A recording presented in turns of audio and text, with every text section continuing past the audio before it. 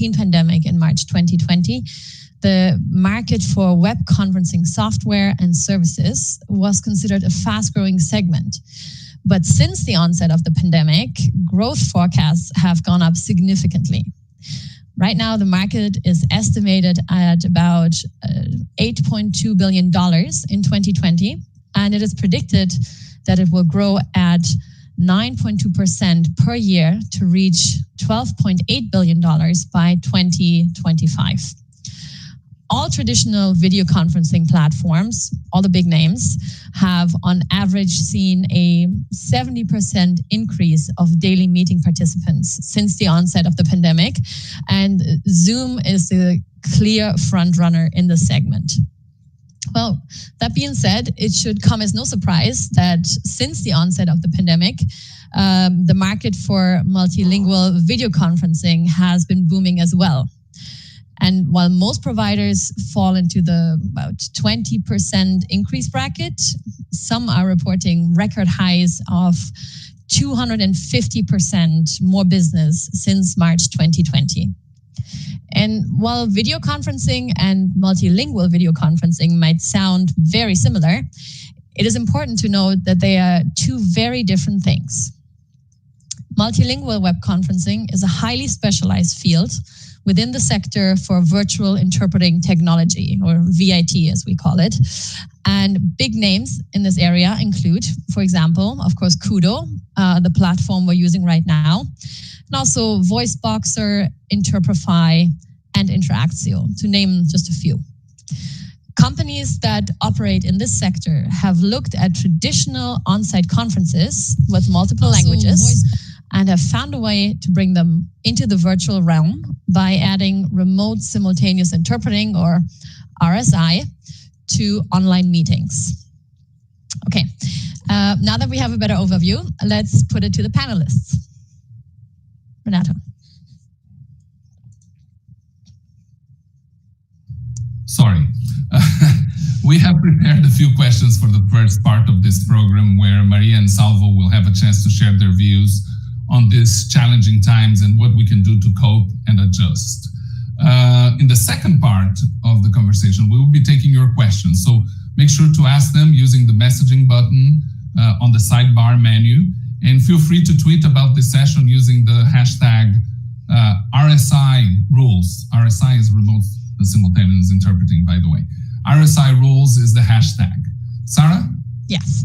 And in order to take full advantage of the platform we're using today, I encourage Maria and Salvo to speak in their native languages. Okay, I think we're good to go. So I'm going to kick off with the first question. For Maria, can you tell us how many official languages there are at the World Bank? Hi, everyone. Official languages, the World Bank doesn't really have official languages, or rather it has only one official language, which is English. However, my team supports every language need that the bank may need. In-house, we support 6 languages, the same UN languages. There are English, French, and Spanish, Russian, Arabic, and Chinese. However, any year we support between 50 to 70 external languages, depending on where the needs are. As you know, the World Bank is a big organization. They have different programs in different parts of the world. So depending on where the programs are, a need for a language may arise for a few years that then we don't have a need for. So that's how we work. Great. That's great for us to know that it's more no official languages, but around 6 regular working languages, and then the rest is need-based, depending on where you are. Okay, great. Pero, María, vamos a hablar un poco en español. Me olvidé de hablar español. Mis colegas argentinos se van a enojar. Es normal. Somos todos multilingües, pero ¿cómo... si tienes que hacer una comparación, cómo se hacían las reuniones, porque el Banco Mundial es una organización multilateral. Hay representantes de varios países y seguramente hay gente que no habla inglés. ¿Cómo se hacían esas reuniones en el pasado de los directores y otras grandes reuniones? Y cómo se hacen hoy con las reuniones remotas. ¿Sí? ¿Piensas que algo va a cambiar a causa de eso? Sí, el cambio ha sido enorme. Bueno, una distinción importante creo que para hacer en el banco, dentro del banco, toda la gente habla inglés, no importa dónde estén las oficinas. Entonces, todas las reuniones dentro, incluso la mayoría de las reuniones con los representantes, si bien hasta hace un tiempo tenían interpretación obligatoria al francés, realmente nadie usaba el servicio de interpretación internamente. Donde el servicio de interpretación es súper importante es en la relación con los clientes externos. Y la mayoría de las veces, obviamente, hay diferentes tipos de reuniones. Las conferencias, donde hacíamos interpretación, como se hace interpretación de conferencias, se reúnen en algún país. United States, France, or any important country. We book all the interpreters. Each one does their travels, and we always try to hire as many local interpreters as possible. But of course, it's not the case all the time. And so we had our meetings like everyone held our meetings. And then there were the bilateral sessions with governments where many times we used simultaneous interpretations. Sometimes we used consecutive interpretation, not so often consecutive interpretation, but the interpreters were there on site. But it looks like all countries were quarantined more or less at the same time. And we had hundreds of meetings for the last quarter, but we couldn't have any meetings because there was no interpretation. So, I mean, we certainly did have interpretation, but we didn't have was a way to do it. And it's very important because there are meeting centers. So it's not just it's 1 or 2 or 3 meetings, it's hundreds of meetings that are happening all the time. Yeah, for example, last year, our service, in our department, we had about 1,000 meetings. So these meetings were happening also in any part of the world. There's a big portion that happens in Washington, but several others that happen in other countries.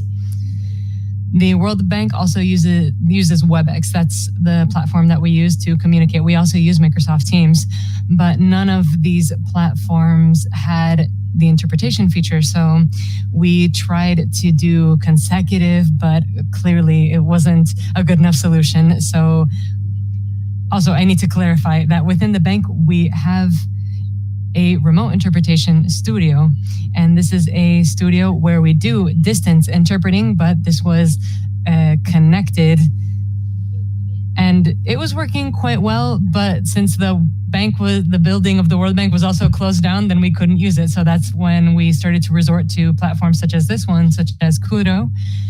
And in about 2 weeks, that's how much time we took to organize ourselves, from zero meetings zero meetings we were going to have from March until July, we could achieve 120 meetings because we could start to use a platform that could allow simultaneous interpretation.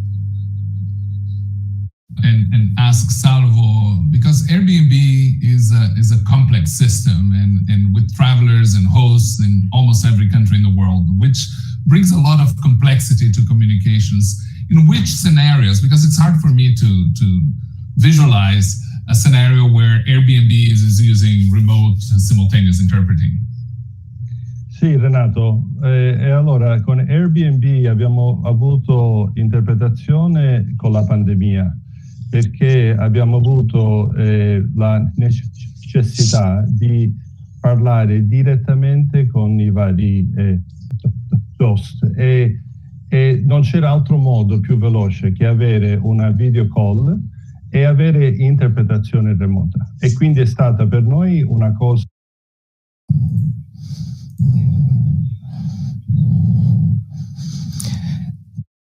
di risposta che è stata perfetta.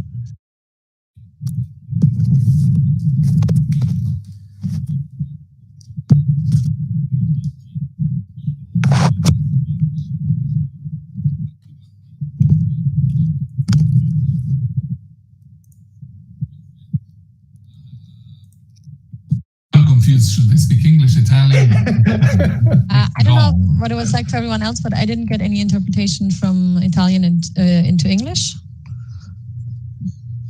Would you like me to repeat it in English? I just want, just in case there's an issue on anyone else's. Sorry, there was a technical issue from Italian into English. Now we are able to translate it. So if you would like to speak Italian, now we can translate it to English.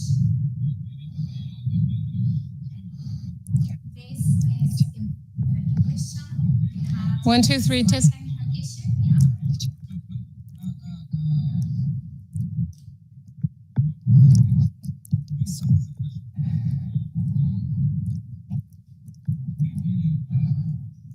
Environment like we're dealing here, right? This is a classic example of a conversation with none of us has English as a native language. Sarah is German, Maria is Argentinian, Salvo is Italian, I'm Brazilian. Each one of us speaks a different language. Interpretation becomes really, really key. Can you think of any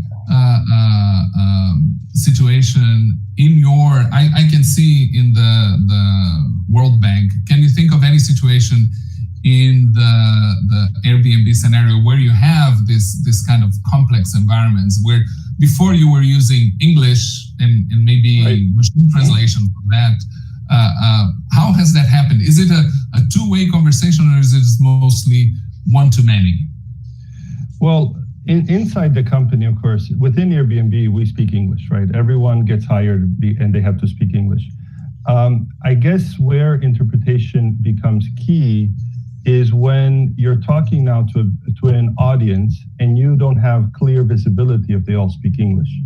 Then, and you're communicating info that needs to happen right away, and you cannot expect a delay that you would have if, let's say, you pre-record some information. And so in that case, interpretation becomes key.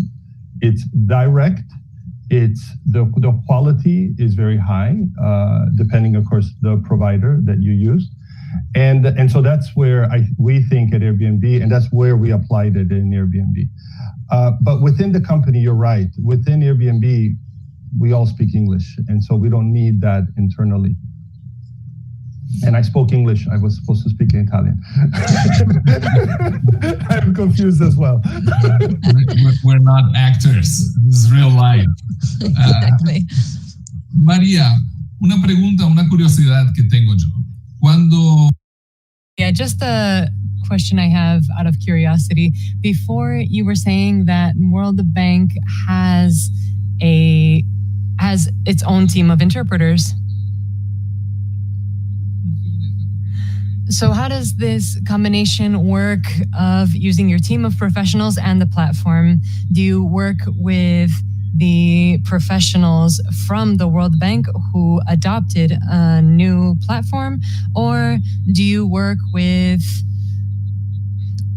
a marketplace of sorts where you would find specialized interpreters who know how to use the platform? How did this transition take place?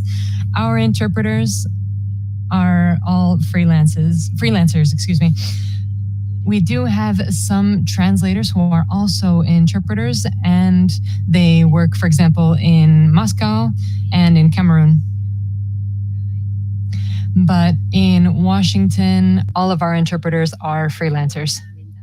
This is, of course, a blessing and a curse at the same time. The blessing is that they're not working for us all the time. They have a lot of experience. But since they work for other organizations, they've also been able to test out other platforms. So we learned quite a lot from everything that they told us, the interpreters who work with us or work for us. They tried out all of the platforms that were out there, and they were generous enough to share their experiences with us. So that was a huge advantage for us. Excellent. And Fascinating, Maria. Because I was going to ask you if you experienced any challenges, maybe with the interpreters, switching from what they knew to go on remote. But in this case, then it was the opposite. Yeah, they were the ones that came in with the existing knowledge or experience about remote interpreting, and they helped you a little bit with the transition. Then, yeah. Well, of course, it was super challenging for everybody, I guess, and I don't think the interpreters had fun really doing this. Mm-hmm. Most of them, I would say, prefer to work in a more controlled environment, right? That is the key in interpretation, to be able to see and hear clearly. If not, you will lose a lot of the content, right? Yeah. It creates additional stress that you don't really need on top of the stress of interpreting. We did have to provide training for many of our interpreters, but we work with very professional people, and they were really, of course, they were accepting our support and welcoming our support, but they really took the lead and did a lot of research on their own and did a lot of testing. And I cannot tell you the amount of testing that we did, how many hours of testing before each one of these 120 meetings that I'm telling you we did. And it may be more. This is the last time that I went and counted. We had at least 2 or 3 sessions of testing. So we had interpretation testing, we had moderator testing, we had client testing, we had all sorts of testings. And still, some things happen, like today when channel is not working, this or that. But they were really, really very, very professional, and we are so grateful for all their help. Mm-hmm. Salvo, quante lingue avete usato per interpretazione? Languages did you use for your online meetings? We've used 8 languages because we thought that those 8 languages were more valuable, also taking into account the timing of our events and the countries that were logged in. We chose the afternoon, so we decided to go with countries that could connect at the time and join in and listen, and we picked our languages. And how did you select your interpreters for your meeting? We asked KUDO to suggest interpreters. So we have analyzed the needs of our clients and vendors and tested platforms. We found that KUDO was the most right for our team. We gave importance to quality first. Therefore, we chose KUDO. We trusted the team. We trusted KUDO. And we had a great feedback from our clients and listeners. So we had Maria that is all used to buy those video conferencing services. No, we never did. We always went through written translation instead. And this was a change for us. We translated web pages and content, and we never used interpreting before. So this was our first experience with Airbnb and interpreters, and it was positive for us, I'd say. It was a fast change. We reached out to KUDO, and in the span of a few days and weeks, we had a team of multilingual interpreters and a platform, and we didn't have to face an obstacle or know what to do. KUDO thought everything and organized everything for us. So do you think that this is a behavior? I believe that it was the CEO of the company reaching out to you. So what was your experience with the CEO of KUDO? Because what I say is a kind of mindset shift towards remote meeting. Beforehand, you didn't have those online meetings with interpreters, and now it's a new market. Yes, it's true. I was working in Yahoo and PayPal first, but also in Airbnb, I had given a couple of guidelines and asked for interpretation, but before the pandemic, The answer I got from my team was, yes, fine, it's a nice to have, but we don't need interpreting right now because everyone speaks English, and you will have written translation provided to the team and to the client, so it is not needed. So they will get the information in their languages with a little delay. But with the emergency, with the COVID pandemic, everyone understood that it was not okay to have a delay, and the communication must be instant and direct. So we switched to interpretation, and having remote simultaneous interpretation helped us, Airbnb, to speak directly with our clients in real time. There is no other way. It was the right way at the right time. So as you said, as you mentioned,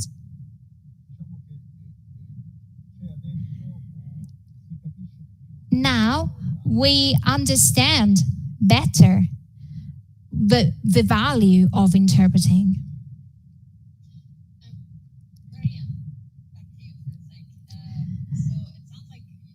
You did a lot of testing, you invested a lot in making multilingual meetings work for you remotely as well, same as you, Salvo, as well. Actually, I guess for both of you, whoever wants to take it first, how do you feel like this is going to impact your work going forward? I mean, right now during the pandemic, it kicked off the need for remote simultaneous interpretation for a lot of companies and organizations. But what about after? Do you feel like you will go back to, like, for example, at the World Bank, only on-site interpreting, or will you do a mix? Or Salvo, do you think it's going to stay? I probably shouldn't have passed it on to both of you at the same time, but maybe Maria first and then Salvo. Ok. No creo que las cosas van a volver a como eran antes. I think things are going to go back to the way they were at first. At the very beginning, for example, the first month, all of us thought this is temporary and this will make do for the next few weeks. We'll see how it goes. And everyone was patiently waiting because what everyone wanted was to have their meetings in the first place. But then we really got used to it and we saw, hey, this isn't so bad. There are many benefits to having meetings online. So I think that since we had so much practice, since we had to do it so many times, we could see that we could really combine both elements. And I think that that's really what's going to happen going forward. I think, and I hope from my own point of view as an interpreter, this was my main educational training. I hope that we don't substitute everything with remote interpretation, because there's a lot of things that are missing. For example, you miss content or you miss different nuances. This is inevitable. I find that these big conferences and meetings where we need to make very important decisions, I think that these should continue as they were before. This is still the best way to do it, I find. But there are many different types of meetings that can be done virtually. And there are several types of meetings that before it was impossible to do with interpretation because it was so expensive. But now we see that we can do it at a very decent cost. So we can add even more services in other sectors that we had never thought possible before. Because before everything was difficult. So I think that's the path forward. And of course, we also need to, well, not me because I'm not the expert here, but these platforms are going to continue to improve. And so they need to improve in ensuring the best quality and not only sound and connection, but not only on the platform in and of itself, but also the whole entire planet needs to work on providing the best connection and best sound possible. And when we can have these excellent conditions, the more possible these meetings will be. And I think that it's also going to help local markets. It's going to help a lot of interpreters who are in other countries that aren't in big cities, because of course we all know the biggest interpreters, they move to New York City, they move to Paris, they move to where the market is. So there's not so much of a regional development. So for me, in order to be able to have access to this platform and give work to local interpreters is a dream come true. And that's what I imagine is going to happen going forward. I don't know if it will be the reality. I'm not sure if anyone has any other expectations.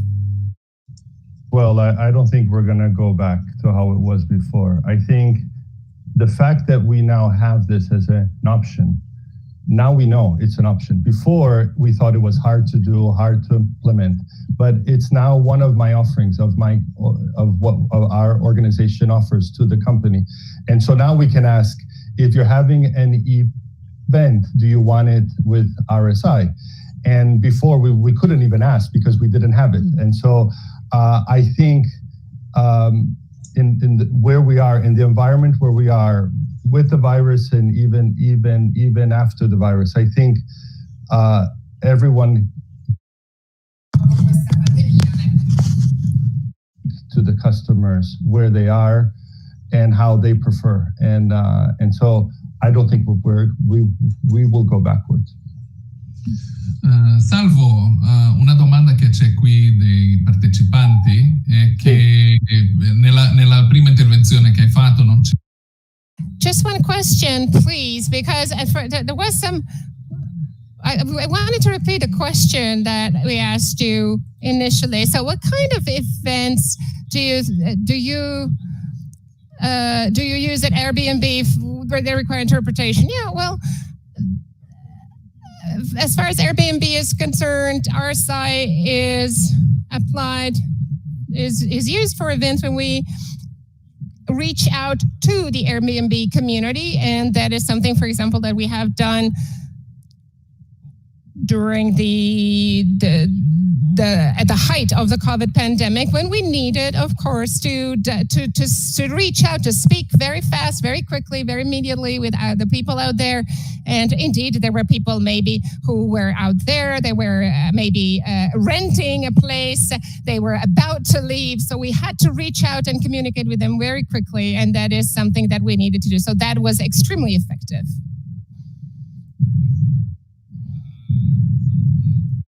Let me ask you a question, because you're a conference interpreter too. And it's fascinating here to be in this situation. You've been analyzing the market, you've been presented to all the platforms that are available in the market. What do you hear is the biggest challenge for RSI? Well, initially, a year ago, actually, we still called it not just RSI, but virtual interpreting technology. We called it solution without a problem, right? And nowadays, it's become the solution to the problem. Yeah. So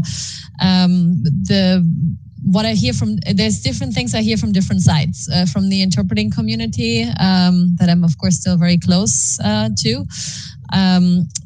Yeah, a lot of interpreters were concerned, that about the technical aspects. Yeah, that, what if I don't hear people properly? You have to handle all this new technology, and you're already focusing on the interpretation, and now you have to handle all these new buttons and technical difficulties. And how do I hand over? Of course, a professional platform like KUDO has a solution for that, the handover buttons, but it's all new. And then interpreters are talking about like a certain, I think people refer to it as Zoom fatigue as well, but it also is applicable for these types of meetings. So from the interpreting community, there was a lot of concern in that area, mostly around the technical difficulties, but then some people just, I think, preferred on-site as well for the human aspect.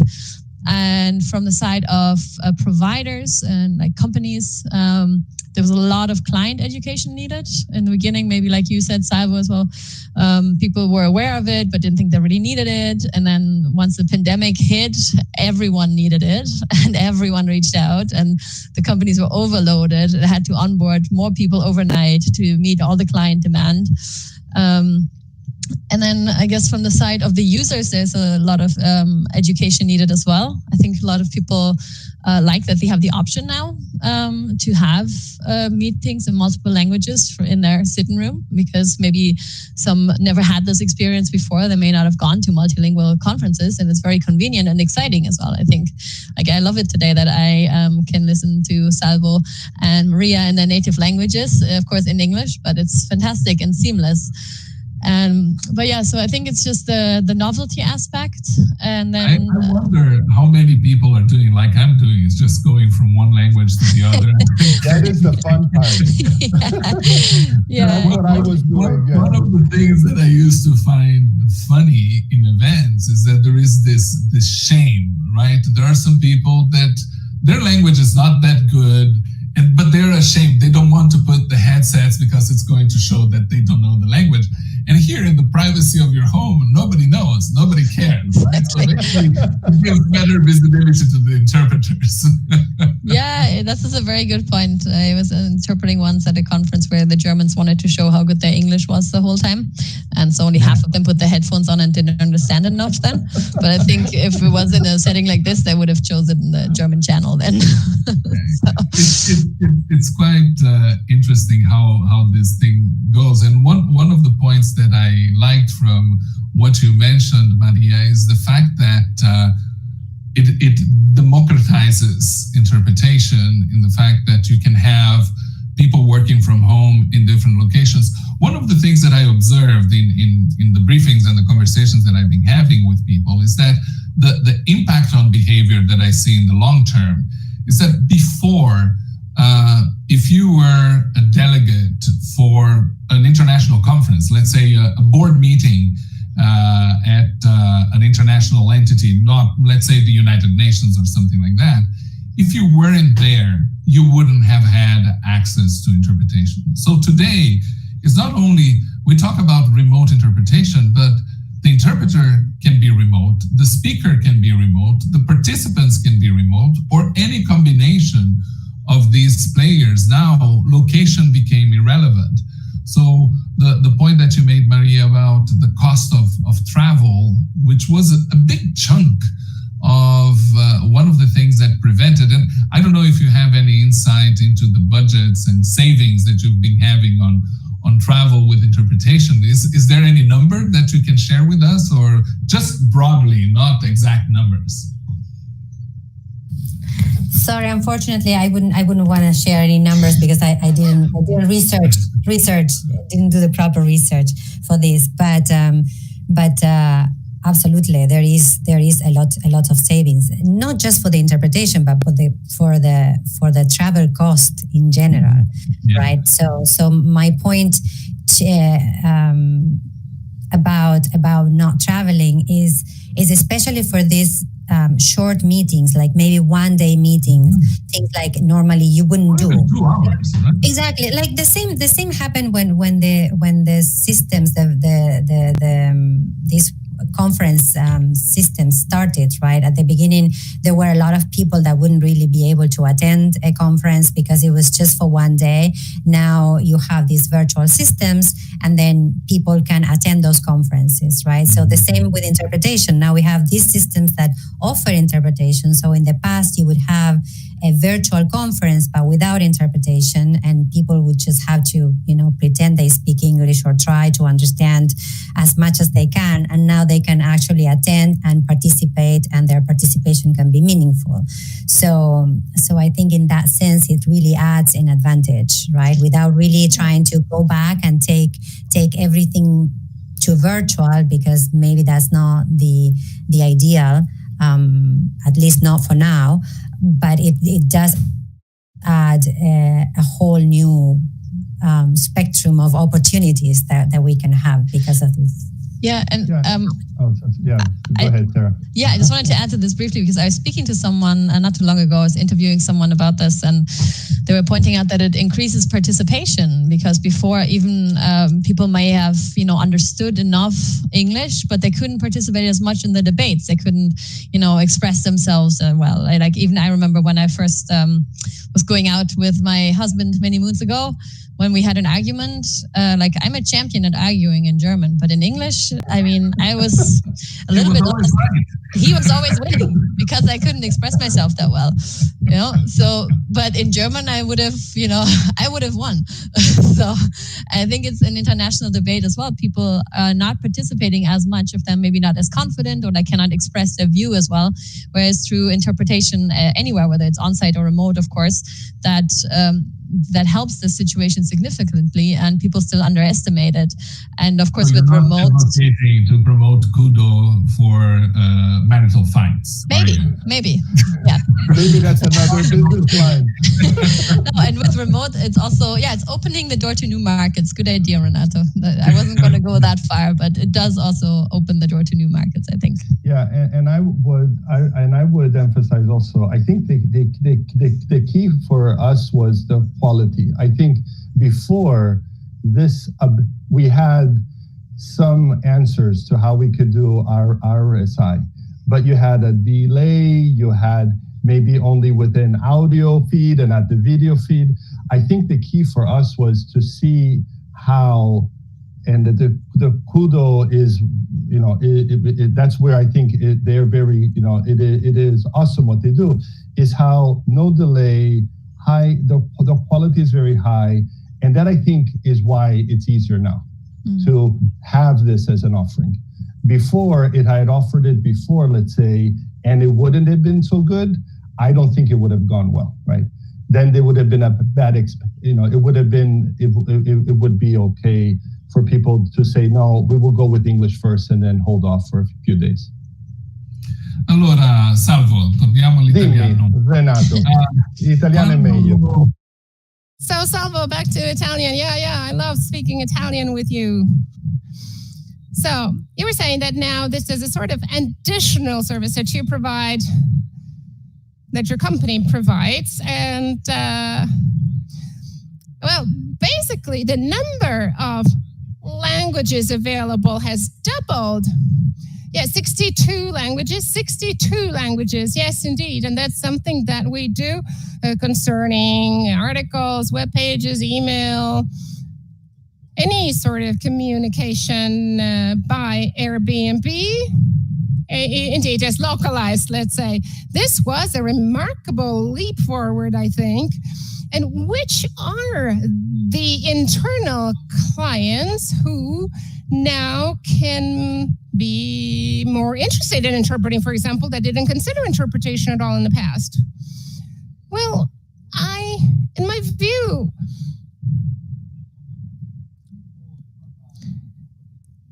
as I said earlier, if you want to talk directly with the hosts or the guests that you have. We have a community, as you know. Airbnb is a community. We're not owners of the houses, so we're not guests. So we basically have hosts and people who want to go somewhere. And so the various organizations who want somehow to rely on Airbnb to assist the people who are guests somewhere can definitely take advantage of remote interpreting. And that's because we've made it very clear, and it is very clear to them, that this is a real option for them. That's great. That's great. I don't know, because this will be a question for KUDO, but Maria, you probably have information about this. How do you test interpreters before they start on the platform? Is that a process that you had to go through? Yes, we did test. We organize a separate meeting the day before. Usually it's the day before. And they test the equipment. The interpreters have very specific requirements for equipment, including headsets and mics, and so we test all of that to make sure that and also the interpreters go through some sort of certification, right, where they learn how to use the system. So that's the first part. First, they take I believe it's a tutorial first, and then they have the actual meeting with the experts, and they have at least in KUDO they also have an interpreter that works training the interpreters, and they shows all the console and the buttons and explains all the good practices. Shares bad experiences, bad things that happen to other people, so they can avoid. And so we do that. That's how it happens. It's a is a different training, and it happens before the actual meeting. And then before the meeting, of course, they connect earlier, they talk to the operator, make sure that everybody is sounding all right, and that's how it goes. And Sarah, you've analyzed all these different platforms. I assume that the user interface for the interpreter is different from the one that we see here as speakers and as participants, right? Yeah, usually the interface is different because, for example, we don't, right now, we don't have, let's say, something essential like a handover button right now, right? Whereas the interpreters that are working in the background, they need to coordinate with each other. So they have a different console, so they can select the different language channels for input and output and hand over to each other and communicate with each other as well. So yes, the consoles look different. That's an interesting point that hadn't occurred to me, is that in a traditional setting, you have two interpreters in a booth, and there is a lot of communication that goes back and forth between the interpreters, terminology help, hey, I need to go to the bathroom, and things like that, right? Like regular interaction. But when you have two interpreters that are remote, completely remote, you need you need to emulate that virtually also, right? Yeah, so that's quite interesting, because we were going to mention this at the end, but here we have 8 interpreters participating and doing the job. Here we have Ivana in New York doing Chinese. We have Vanessa in Monterrey. So there are 2 interpreters in different coasts in the United States. We have Alice and Sara in Turin, Italy. They're both in the same town. I don't know if they are in the same location. We have Igor in California and Olya in Sofia, Bulgaria, doing Russian. And we have Lara in Spain and Janet in Mexico City. So I wonder how that thing happens, right? It's quite an endeavor, quite impressive. Yeah. From what I've seen on most platforms, the interpreters have to do it via the chat function, that they give each other a quick note, I want to hand over soon. But KUDO has even put in a handover button. So there's a complex system where one interpreter can press a button that announces, I want to hand over soon. Then there's like a timer coming up for the other interpreter, and that time they can get ready. And then so you can have a seamless seamless switch between the interpreters. But yes, it's more advanced. How did they say that guy sounds stupid, the other one has a crooked eye? That kind of thing that goes in the booth. They can still chat. That's why they're not encouraged to use the chat, because in case you chat to everyone except just one person. So that's what I've learned from our interpreters. To never use the platform's chats, just in case. Yeah. I also hear that they use an alternative communications, and so they keep each other's on camera all the time, either using FaceTime, WhatsApp, or anything, something else, so that they can talk to each other and hear each other. And I'm not sure how. I wouldn't dare to say how the KUDO interpreters are working in the background here, but that's what I've heard from the interpreters that work for us. Tricks. Yeah, that's definitely fascinating how we adapt, isn't it? Yeah. I think it's maybe time to open up the floor to questions from the audience, right? Absolutely. Let's do it. Let's do it. If you have questions, please type on the right side. You have that messaging button there. You can type your question. And if it is not a stupid question like Javi just asked, we can ask it to the rest of the group. By the way, Javi is my friend. That's yeah, and it's not a stupid question, but we already asked it, I think. So. Yeah. I thought his question was fascinating because, well, I don't know, fascinating maybe it's too proud on my side, because I always make the same, I always compare these platforms with machine translation, which is what he was saying, right? Is it going to replace or is it going to help? And what I think is that it's going to help rather than replace and open new opportunities for people, like I said, right? Same as machine translation. I would never use machine translation to negotiate a document, to read a contract, to read a book. But hey, I do go to the Airbnb site sometimes and read and read the reviews, and if I don't understand, I'll just plug them into machine translation to see, is this a good place to stay or not, right? Well, you can do it right away on our website now. So when I used it, some time ago, I remember that's what I did. Same with Yelp and all these other things where there's a lot of customer feedback. I really want to know, is this good or bad? I mean, my decision is, do I buy it or not? It's not really, do I? Right. It's key, yes. So I do think... we can connect to this question because you've been doing research now, but is there going to be room for machine interpreting? Is that a real threat? What's your feeling, Sarah? Because you've been talking to people who are looking into this. I am more on the controversial side there probably, but I guess that's my job too, right? So I don't see it as a threat, machine interpreting, but instead I see opportunities and room for it there. Yeah, for sure. About a year ago, I didn't think that this technology was ready in the sense that it was usable. Then actually, Renato and I did a little test where he was speaking Portuguese and I was speaking German. And we had a lot of fun because there were a few mistakes, of course, but we were able to just have a phone call, both speaking each other's native languages, and we had machine interpreting at the same time. And I don't think it's going to be a threat to human interpretation. I think there's room for both, and I can see use cases for it. Again, it can open up the market in some areas. It can be sometimes maybe the initial communication somewhere.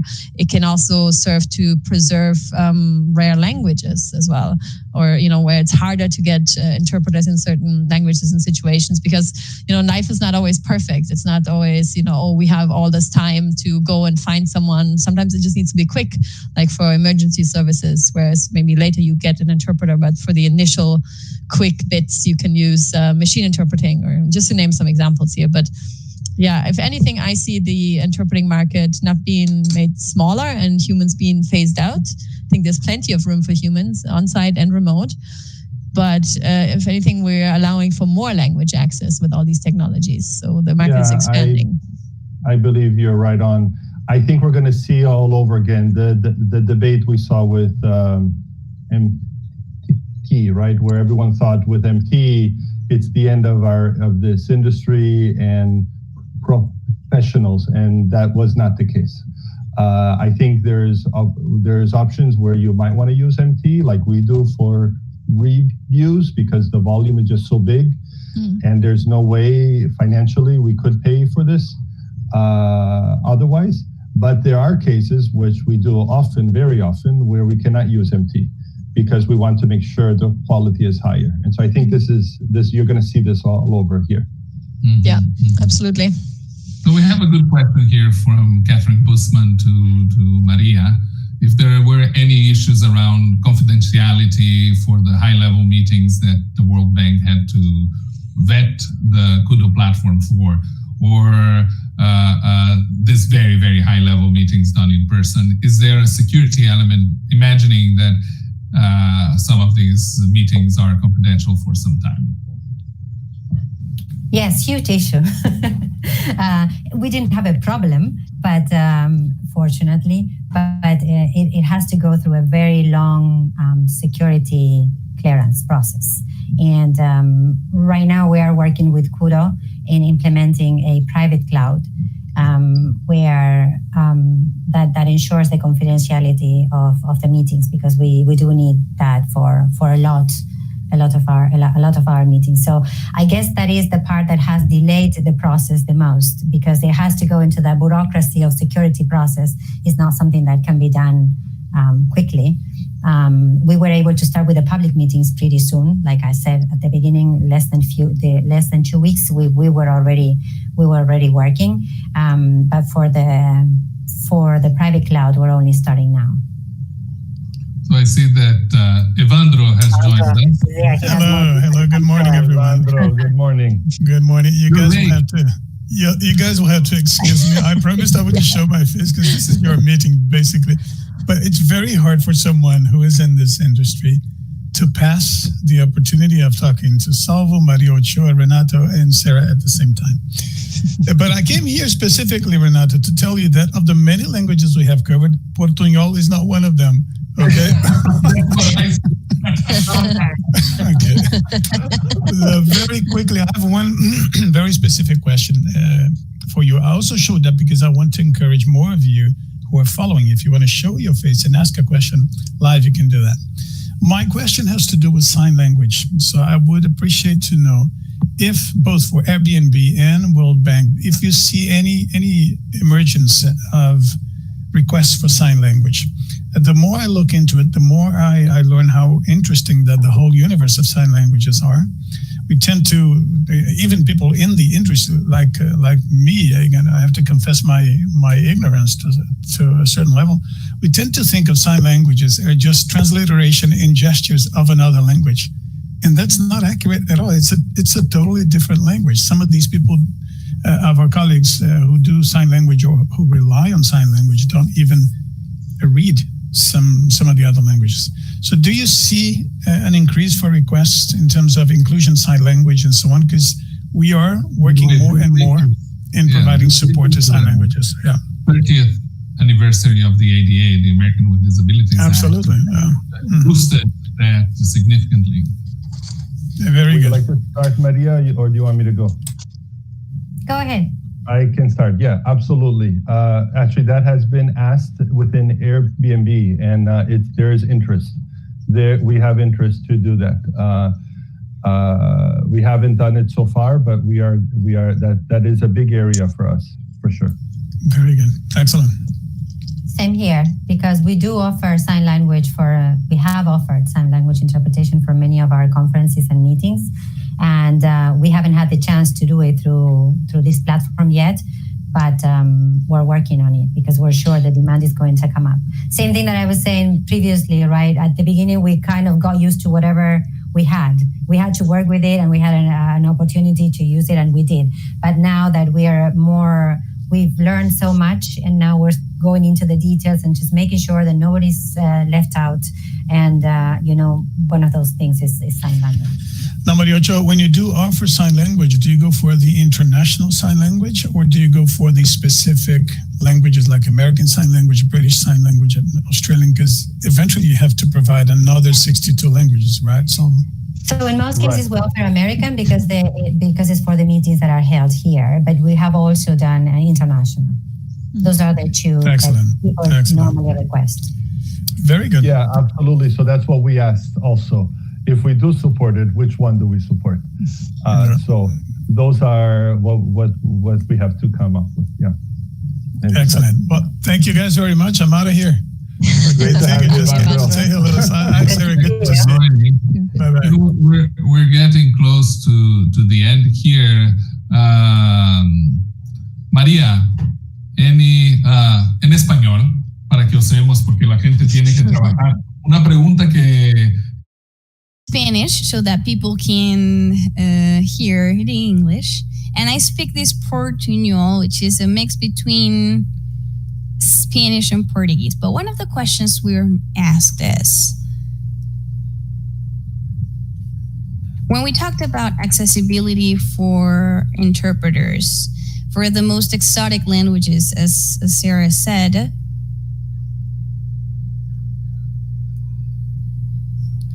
does this change the language mix that's needed? Or if an interpreter wanted to reach out to the World Banks to offer his or her services, which would be the path to follow? Not straight to you, of course.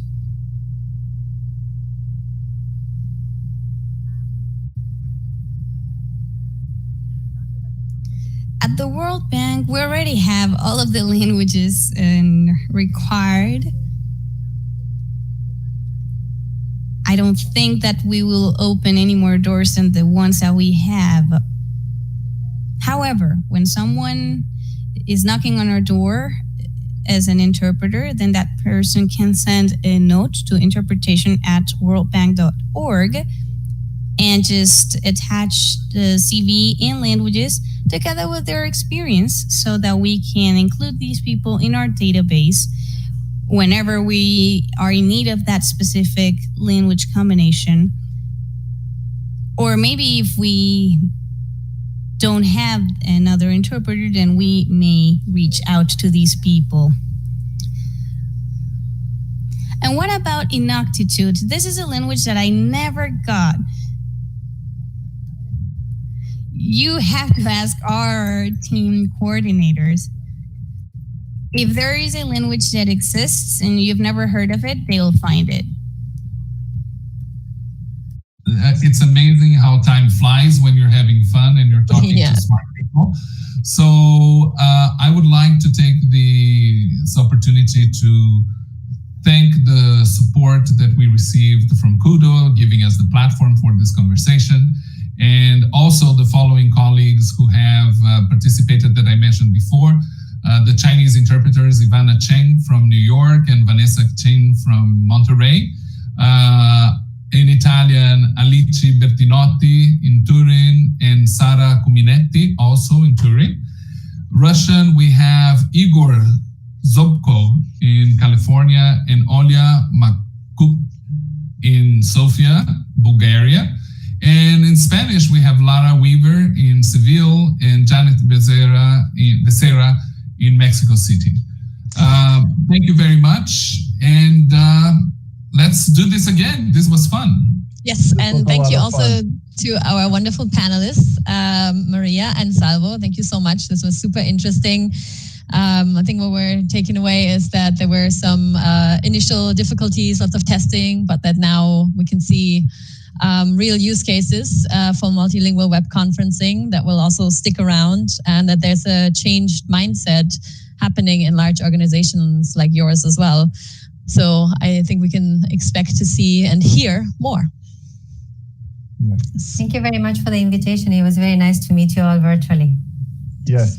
You too. Same here. Thank you. Gracias, gracias.